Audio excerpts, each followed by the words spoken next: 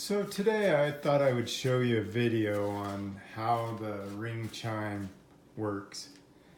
And so basically it is just a plug it into a power source, 110 volts, and you connect it to your Wi-Fi and you can change like the different sounds that come out of it, the ringtones and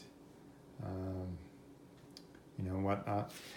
Anyways, I thought I would show you how it works with the Ring Video Doorbell Pro. So I'm gonna hit the button. Now you can hear that noise. That's coming from the chime. And that's pretty much it. Just so you can see what it looks like. So it has a little plug that you plug into the socket. And that's pretty much it.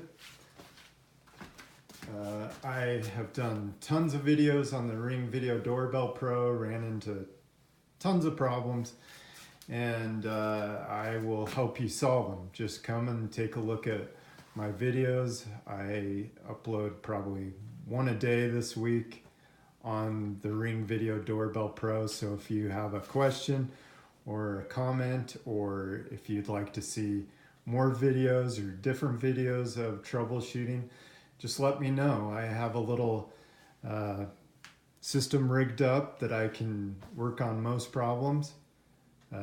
Anyways, please subscribe and thank you for watching.